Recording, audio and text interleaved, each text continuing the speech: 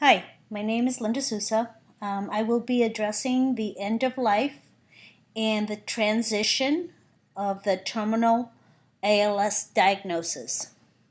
In this picture, you see a close friend of mine, Jim, 4 months prior to his diagnosis of ALS.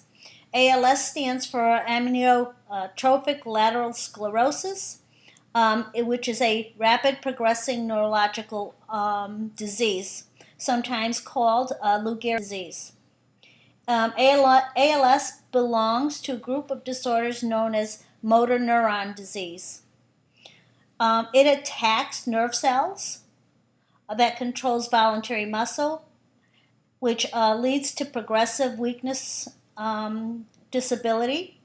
Eventually, you lose your strength, ability to move arms, legs, body, and the ability to breathe on your own. In most cases, their minds remain sharp and alert.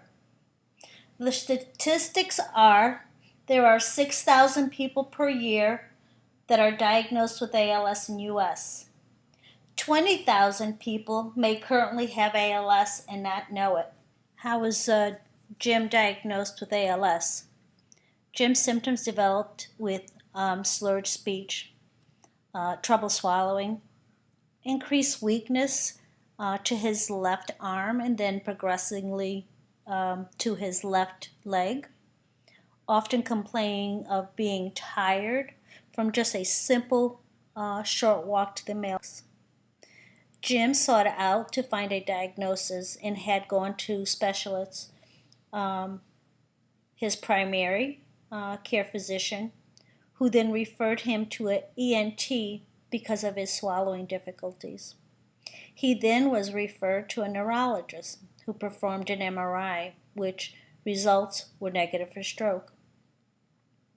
Jim's wife, Mary Jane, a nurse practitioner, continued physician hopping to explore what was wrong with her husband.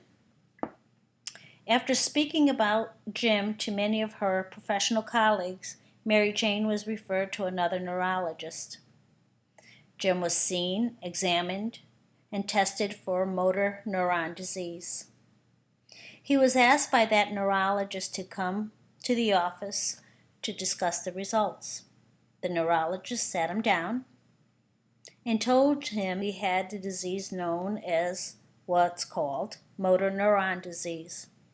However, he did not explain the diagnosis, and Jim did not ask questions about the disease.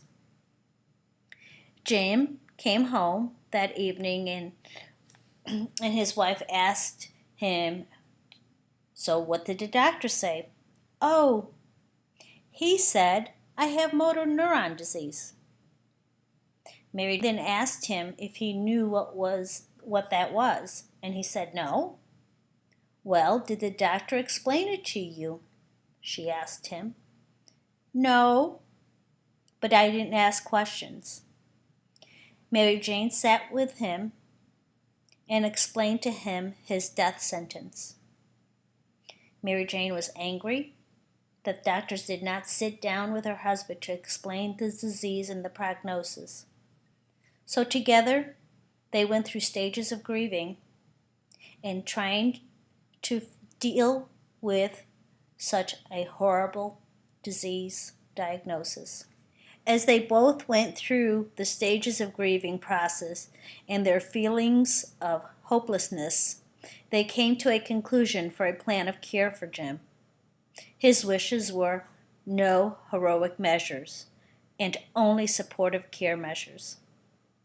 This meant no feeding tubes, no ventilators, or any other extraordinary means of treatment or artificial means used to sustain life.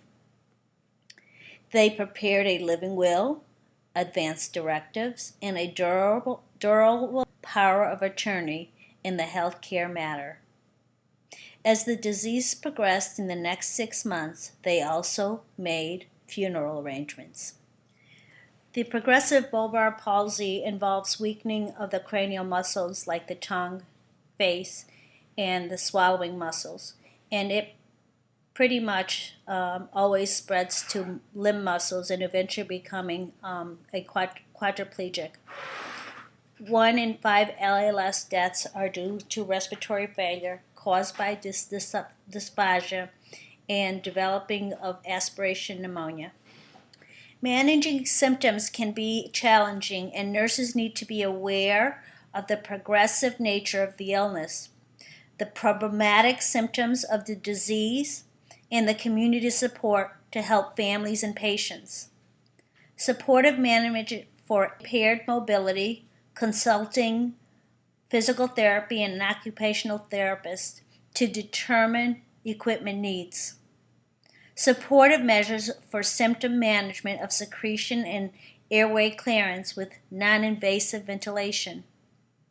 Pain management. As the disease progresses, patients often develop cramps, Charlie horse type of pain, and spasms, a pulling pain. Nurses need to be educated in strong community support, such as home care, palliative care, and hospice. Palliative care to relieve suffering and improve quality of the living and dying when there is no longer a curative treatment. This helps patients and families address physical, psychological, and social and spiritual issues associated with expectations, needs, hopes, and fears, and hospice care to provide comfort when death is near.